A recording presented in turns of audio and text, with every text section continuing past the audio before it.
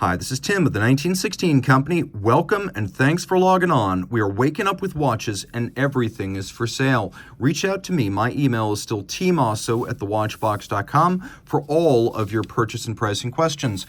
We love to buy, trade, and sell, so if you're not wearing a watch, we may be able to give you higher value on a trade than we would on an outright purchase to help you buy a watch you will love. And if you do want to sell one or an entire collection. We pay cash, we pay fast, we make the process a no-brainer and walk you through it. With no upper limit on value paid, we will buy your entire collection and give you liquidity today. To buy, trade, or sell, reach out to tmosso@thewatchbox.com. It's interesting to take a look at an Omega Planet Ocean chronograph and realize this is a rare area in which Omega plays uncontested by Rolex. There is no Rolex diving chronograph, and so the Planet Ocean represents a fusion of two very popular styles to which Rolex has no reply. Now, this is the latest Planet Ocean chronograph, 45.5 millimeters in steel. It is monstrous. If you need a serious watch for a serious wrist, this is a great way to go, giving you the same wrist presence as a Royal Oak Offshore, but with greater technical sophistication and less expense. The Planet Ocean Chrono is full of high tech, and if you've got the wrist to make it work, this is a watch that has an enormous amount of the right kind of attitude. It's confident, it's a little bit brash, it's optimistic, and it's friendly. So many big watches are hostile. They're braggadocio in wrist form. They are one-upsmanship. They're designed to say something about your economic circumstances rather than your tastes. Whereas with an Omega, there's a disarming innocence about the brand and the people who love it that you can't find on a Rolex. That's why I love these. On a 16-centimeter circumference wrist, miracle of miracles, it does fit. It sits secure. If you have a wrist my size, now you know how it's going to wear. And if your wrist is larger than mine, guess what? It's going to fit great. Be advised, it's very thick, but it's also very nicely balanced, with the bracelet and the clasp super tough, heavy, and capable of preventing the loop from moving around. So the loop will not move as long as you have a nice counterweight from bracelet and clasp. If you want to wear it loose, that counterweight really comes in handy. Taking a look at the clasp, by the way, it's an impressive piece. Thick gauge steel, single swing arm. You've got a fold-out dive extension, then you've got 9.6 millimeters of incremental sliding extension for fine-tuning the fit. Rolling around to the case, we have a helium escape valve saturation divers that will prevent helium in the watch from blowing out the crystal and the seals. We have 120 click bezel, and Omega bezels, at least on the Planet Ocean, have finally closed the gap to Rolex in terms of overall refinement and feel and sound. Being a 120, you can line it up real easy. Ceramic insert for scratch resistance and durability. And you can see Omega's smart about this. Not only is the dial surprisingly extensive in its use of Lume sub-registers, but you can see that the minute hand and the bezel pearl are the same color green. Everything else is blue. That allows you to read your timing reference quickly. You can also see at 3 o'clock the coaxial hands of the chronograph, hours and minutes. They are also loomed at night. And what's nice about that is that not only can you see every feature of the watch in the dark, but with that mono counter over at 3 o'clock, you preserve the dial's symmetry. We have applique indices, Omega logo, and polished hands that shine brightly on a ceramic black dial base, the ceramic making for long-wearing durability, gloss, and gleam.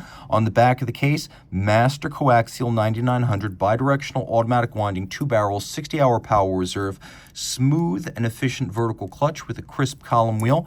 The watch has a stop seconds feature, so you can stop it and set it against a reference time, but also a time zone feature. You can jump time zones here as the watch, including the chrono, continues to operate. Jump the date backwards or forwards as you cross the international date line. It is not a problem. And this watch is more than just a chronometer. It meets all of the COSC standards, but it goes beyond. Tested in 6 positions, not 5, and is a fully assembled watch, not a bare movement. It is also amagnetic with total immunity to magnetism. A very impressive timepiece.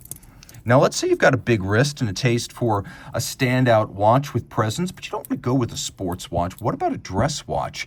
Well, in 2017, MB&F gave us the watch you see here with a blued frosted dial and a 44mm white gold case. This is the 18-piece limited edition MB&F Legacy Machine Split Escapement. Now, the Legacy Machine debuted as a series in 2011, created with Kari Voutilainen. The idea was to answer a hypothetical. What if MB&F had existed during during the steampunk era, so the 1880s, the 1890s? And what if it had been making wristwatches back in the pocket watch era of the day? Well, the result would be something like the Legacy machine, which is why it has a large pocket watch-like case, and then a dramatically domed crystal that gives you a view of the huge arcing black polished steel balance bridge. And then you could see that there's an 11.78 millimeter long balance staff extending from the split escapement, which is on the bottom of the watch, to the 14 millimeter balance wheel that sits up top. But notice, modern standards respected. It's a balance bridge, not a balance cock, which means two different anchoring points. It's free sprung for durability and precise adjustment. The variable inertia bolts on the balance are recessed to reduce the effect of aerodynamic drag on precision. And then there's an overcoil hairspring bent by hand, so in any position, the watch will keep equally excellent time. There is a little indicator over at the side for the radial date, 3 white lacquered hand-buffed sub-registers. There's a quick set for the date right there. We have 2 barrels that add up to 72 hours of power reserve. The beat rate is nice, stately, and slow, 18,000 vibrations per hour. Flip it all over, and you can see a lot of the styling tenets laid down by Kari Voutilainen in terms of bridge architecture and finishing, but the friend of Max's on this specific edition was Stephen McDonnell, who created a system of split escapement powered by 2 barrels in parallel. Now, we're used to seeing barrels in series. Those are used to flatten out the torque curve and extend power reserve, whereas 2 barrels in parallel increase the amount of torque delivered in an absolute sense, because there is a huge amount of oscillating mass with that giant balance staff and the enormous balance. The force of 2 simultaneously applied mainsprings is necessary for impulsing this balance. We have solarization on the ratchet wheels as well as the crown wheel core. We have mile-wide bevels that are absolutely gorgeous and hand-finished. We have, 1, 2, 3 interior angles that I could see right here. So those interior angles are the sharp creases created where bevels meet. And you can see that this movement also has sharp exterior points where bevels converge externally. There is striping across the bridges. You can really see how bright that anglage is. There are little symbolic golden chatons holding the pivot jewels, a nod to pocket watchmaking. The architecture is excellent, with one half being devoted to the drivetrain and the escapement, one half being devoted to the barrels. And then we have black polished screws. You can see every single screw here has been mirror finished. And then the wheels also feature internal beveling, which is a refinement you'll find absent even on many Geneva Hallmark watches. Full clasp made of white gold for the buckle and titanium for the leaf spring. This is the GNF Chatelain clasp, often used by high-end brands such as RM and MB&F. Throw the watch on the wrist, and you can see that it is large, but it's comfortable. Across the wrist, you can see that the lugs arc down and anchor it in place. It is thick, but about half of its thickness is the sapphire, so it doesn't quite wear as thick as you might suspect. The numbers sort of deceive. Now about that dial, in order to create this frosting, which looks like historic acid etching, MB&F used wire brushes held at an angle, and the wire brush bristles would abrade the metal and create this frosted pattern, after which PVD was applied for a nice uniform blue metallic. That's the same way they do it over at Grubel Forsey. Here's another take on a distinctive dial. This is the FP Journe Octa Lune Black Label, one of the most sought watches from Francois-Paul Journe's company. It's 40 millimeters in platinum, and the combination of the blackened gold dial and the platinum case is exclusive to the Black Label collection. So to get Black Label, you need to be buying from an FP Journe factory store or espace.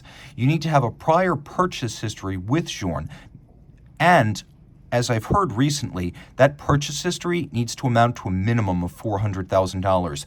Only then are you qualified to get a Black Label watch. And they can only make so many examples of any model Black Label per year because they want to keep them scarce, and so this is. What sets this apart, of course, is the combination of black gold and platinum. No other series can get that. But what also sets it apart is the use of these applied white gold numerals over a sterling silver base. On most Journe watches, this little sub-register here is going to be stamped brass. Here, it's AG 925 sterling silver, and then it's been silvered further to make it white. And then we have a moon phase with a quick set and a double-digit date with a quick set. We have a power reserve indicator for 120 hours of chronometric power reserve, though Journe advises the effective or absolute power reserve is actually 160, so almost 7 days. On the back, solid gold movement, 18 karat, with the rotor itself actually 22 karat. This is the latest Octa caliber 1300. It is a unidirectional winder with the 160-hour absolute power reserve, and although it doesn't have the highest beat rate at 3 hertz, it makes up in balance, architecture, and mass what it lacks in beat rate. So a big, heavy balance can make up for a lack of a high beat rate and vice versa. Taking a look at this balance, you can see there are variable inertia bolts on the rim, and those are used to adjust the timing. It's free sprung, so if it gets shaken or concussed, that won't move the index and change the timing. Also, variable inertia balances can be used for very fine, precise adjustment. Journe finish has gotten a lot better in recent years. The bevels, though started mechanically, are now mirrored for a hand-finished shine. We have circular Côte de Genève on the bridges, a Grand Orge or barleycorn on the rotor. There's engine turning in several sizes on the base plate, and then we have satinated wheels and polished screws. The strap is gator on both sides, a luxurious flourish that means the strap costs more but also lasts longer. It's about 47.5 millimeters from lug to lug, and you can see it is quite thin, so the watch wears compact on the wrist at under 11 millimeters thick and will easily slide underneath the cuff, so a perfect companion really for him or for her, as long as she prefers her watch a little bit large like a man's timepiece. But the 40 is quite versatile because of that 47.5 millimeter spacing across the wrist. And by the way, with a movement in gold, dial in gold and silver, and a case in platinum, this might be the heftiest 40 millimeter watch I've ever held. Though if you want absolute heft, this is the way to go. Launched in 2013, the second of the Bronzo series, made in 1,000 pieces. This is the Panerai Luminor Submersible 1950 3 days Bronzo. It's different from the original Bronzo, the 382, in that this one has a complication, a power reserve indicator. Now you can see that seconds hand over at 9 o'clock. Watch this. It's got another complication, a zero reset hacking system, so when you stop the movement, you can more easily synchronize it to a reference time. This feature also includes a handy-dandy, independently mobile hour hand, so I can travel east or west, I can jump the date in either direction. Everything can keep rolling. This does not stop the watch. It doesn't affect the minute hand or the seconds hand in any way. 300 meters water resistant, bronze case. This is a good idea of how these age. Now, this is a 10-year-old watch now, so people wonder, are these going to discolor? Will they stain my wrist? Will it still be attractive? Yes. There are people who post horribly oxidized and corroded submersible bronzos online, and I can assure you those were altered with chemicals. Wrist chemistry is not going to turn your watch green or blue. It's not going to turn your watch into the deck of the Titanic. It's going to age by darkening, like you see right here. So it's likely to become a more intense golden tone, but not lose the golden tone or change color. Device protecting the crown, I love it. The world's most protective crown guard structure, and historically true, dating back to the Italian Navy combat era of Panerai watches. The chunkiest 60-click bezel I have ever encountered. It's a real pleasure to operate. The watch is 47 millimeters in diameter, wrist shot to follow, and as you can see, all of the indications here are illumined, including the power reserve, which is a little bit quirky. Diving bezel, give me that over a chronograph any day of the week. Easier to read, and at the end of the day, lower service costs down the line. A lovely olive green military camo style dial, paying tribute to Panerai's military heritage, and then the bronze paying tribute to its nautical heritage. On the case back, you can see Panerai caliber 9002 free sprung 4 hertz twin barrels in series, giving you 72 hours of power reserve. The case back is made of titanium. P, you can see 2013 model year 1,000 piece limited edition, and like a classical Panerai watch, that is not the cheap ones that have been out recently, we have a strap fixed using screws and bars, and no brand in the history of brands has ever offered more OEM and aftermarket strap options, including full custom, than Panerai. This is the watch on my wrist. In fact, it's a really good match for my sweater today. It has Italian origins, and so does the Mosso family. Okay, simple titanium pin buckle. Let's take a look at a competing interpretation of the oversized sports watch. This one's a lot thinner, 14.2 millimeters thick, all in grade 5 titanium. The super exotic Bethune DB24 Power Reserve. Now, this came out in 2008. It's 48 millimeters in diameter, and it has that characteristic DB20 series case that was on the 21, the 22, the 24. You know them well. They are sort of the middle Bethune watches, as I call them. The way the middle Frank Lloyd Wright houses and structures are out west. This was a 2006 through end of the decade project at Bethune to create its first sports watches. And so this watch with a screw down crown has swimmable water resistance well over 100 meters. In fact, it was quoted as 200 back in the day. It has a blued titanium bezel, but it's a subtle slate blue, not the bright blue you see on the DB28s. The dial is made of titanium, and you can see it has two grills at the top that show you a power reserve indicator that changes color as you wind the watch or as it winds itself. This uses Bethune's first automatic movement, the 2024, and it's automatic winding with a 6-day power reserve courtesy of twin mainspring barrels, but you have some input in the process because what sets this apart is that it has a variable winding efficiency setting mode where I can actually put the crown in an intermediate position and I can adjust how vigorously the winding system works. All or nothing or a medium winding efficiency. So you might see that you can set this on the back of a Richard Mille if you can open the case, which only the watchmaker can. At Bethune, you can decide whether you need high winding, medium winding, or low winding efficiency based on your level of activity. The idea being you can slow down the winding to avoid wearing out the winding system if you are very active, or if, like me, you work at a desk, and you're probably going to want to set that to high, just like that. There are two different shock protection systems here. One is triple parachute on the balance, 1, 2, 3 shock protection springs. Note that Denis Flageolet used a double yoke crossed at the center, almost like two battle axes, two double-sided battle axes crossed. So this balance, which he created himself, titanium with platinum masses on the outer edge. It's non-annular, that is to say it's not a ring. So that's shock protected for both durability and chronometry. And then, in order to create the longest lever arm possible while preventing torsion, Denis used 4 different cantilever springs at the center. This is also patented.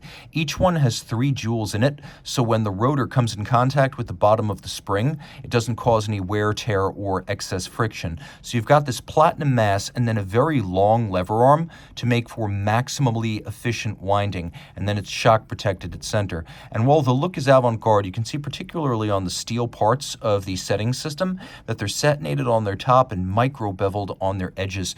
This movement is just as fine as anything you could receive from the likes of FP Journe or Kari Voutilainen or Lange or the high-end Moser watches. But the thing here is that rarity is on its side, as only a few dozen examples of this watch were made.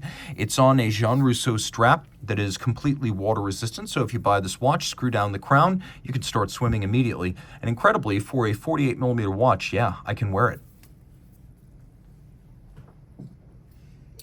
The thing about Lange is that Lange is a group-owned brand. It somehow still feels like it has the soul and imagination and standards of an independent.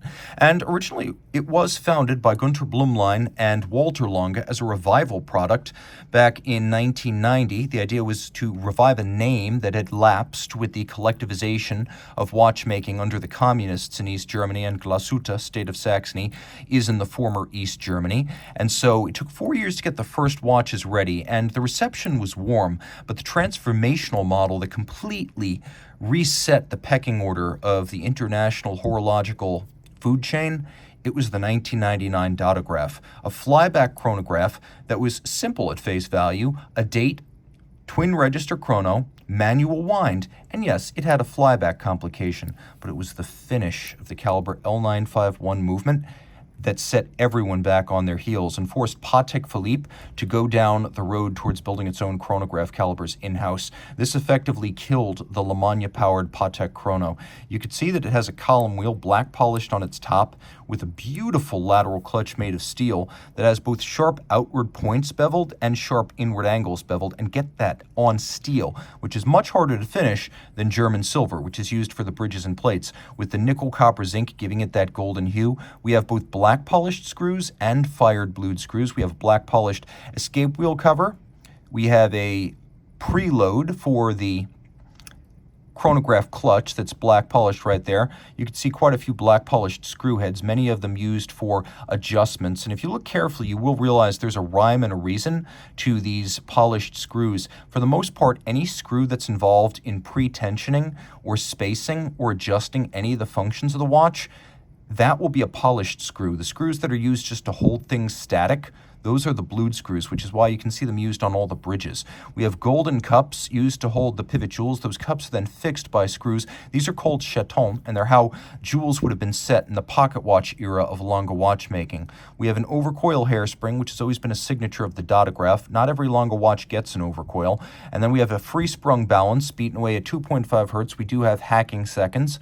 Look, even the bridge underneath the balance has been finished with beveling and solarization. No detail overlooked. The steel parts and the German silver parts finished the same degree of quality. Now, what really sets this second generation Datograph apart from the first is that it's 41 millimeters versus 39 on the original. It has a 60-hour power reserve versus 36 on the original, and it's got a little power reserve on the bottom that translates to up and down in German, which is why this is often called the Datograph up-down. Still wears nicely on my wrist of 16 centimeters, and this one has a folding clasp, which is not present on every Datograph, so it's really nice to see here. Lange also created an homage to its co-founder. In the modern era, it was Hartmut Knote, Gunther Blumlein, and Walter Lange who reestablished the company in 1990, but only Lange was a scion of the watchmaking family that created modern watchmaking in Glashütte when F.A. Lange founded the company back in 1845. And when Walter Lange passed on in 2017, this model was created in tribute to him because the deadbeat seconds complication was first envisioned by F.A. Lange in 1867, and Walter Lange's grandfather, Emil Lange, first incorporated it into a watch in 1877. And so this watch is the reference, let me show you this, 297, because July 29th was Walter Lange's birthday. You could see the movement L 1924, that was his birth year, and you could see the edition number 145, the number of years from the founding of the original F.A. Lange company to the reestablishing of a Lange und Sohne in 1990. Now the movement is spectacular. You can see this watch includes both sweeping seconds and then a selectable deadbeat second system. So it's not exactly a chronograph, even though it does have a column wheel and a oscillating pinion. It's more of a controllable deadbeat, and it's wonderful to see the double step of the two different seconds hand. They're moving at the same speed, but one is 3 hertz and one is 1 hertz. The dial is solid sterling silver. The white gold case is 40.5 millimeters in diameter. On the reverse side, the movement, manual wind with a 60-hour power reserve. You can see the column wheel, which is crisp as any Datograph. Look at the double solarization on the ratchet wheel. Look at the freehand engraving on the balance cock, the black polish of the swan's neck, the use of an overcoil here, and a double pallet Paul-based deadbeat system. You could see here we have what is effectively a fusion of a chronograph, indirect center seconds, and a deadbeat second system all in one.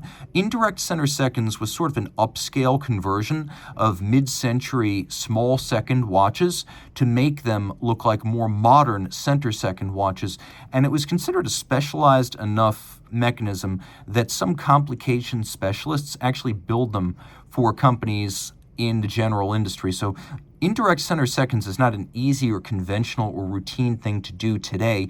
It's done for historical reasons and for beauty, but to incorporate it with a clutchable engagement and a deadbeat system, that is truly sophisticated. And again, all this, despite being fairly compact, has a 60-hour power reserve, and this one too has a full deployant clasp. Throw it on the wrist. My wrist is 16 centimeters in circumference. It's a good match. It's under 48 millimeters from lug to lug, and it's quite thin at only about 11 millimeters thick, so it fits easily. For him, for her, but most of all, for Walter Lange, who always wanted to see the deadbeat system incorporated on a Lange watch. In 1988, French watchmaker Daniel Roth transitioned from his role leading the Breguet brand under the Chaumet brothers to a new life as one of the first independent masters of horology, practicing under his own name and often using mechanisms he designed for Breguet and Lange in his prior career. Daniel Roth made watches as a pioneering independent from 1988 to 1994, and this is his most iconic model, the C187. If you've seen the reborn Daniel Roth subscription watch, as LVMH has brought the brand back, that is based on this watch. The difference, this white gold timepiece is the real thing from the original run. Now you can see the Ellipso Curvex case, which is about 34.5 millimeters wide and only about 41 millimeters from lug to lug. So it's an unusually proportioned, unusually shaped, and instantly recognizable design that everyone associates with Daniel Roth. Look at the case fabrication, these hand-welded lugs. Look at the dial, real rose lathe cutting on a dial that's made of solid gold. Look at the blued hands, they're fired steel. And then look at the tourbillon bridge, which is rounded and mirror polished across its top all the way across, black polished and chamfered screws. We have a 1-minute tourbillon. You can see it has 3 different scales that are concentric up at the top, so you can read from 0 to 20, from 20 to 40, and from 40 to 60 using the tri-spoke. And if you look very close, you can see it's got an overcoil hairspring, and then the base plate is media blasted. This movement was designed as the Lange caliber 387 tourbillon by Daniel Roth for Lange and Breguet, which were one company under the Chaumet brothers at the time. And so the Lange movement is effectively Daniel Roth's own caliber. It's still in use on Breguet watches today. It's a manual wind, 2.5 hertz, 50-hour power reserve, and what set this watch apart from many others, even in its day, was its pioneering use of 2 different faces for different indications of time or function. So you have a power reserve indicator on the reverse and a radial date. This dial is also solid gold, and you could see this watch has let me see, where's her head right there, pre-1995 hallmarks. This is absolutely from the original 88 to 94 run of watches built under Daniel Roth when he was running the brand directly and working on the watches by his own hand. So 2 solid gold dials, power reserve, date, hours, minutes, and tourbillon second. And like every tourbillon watch ever, it is very vocal. Hold it up to the ear and see what it says to you. In a quiet room, you can actually hear it tick from across the space. If you love this watch, and I can't imagine why you wouldn't,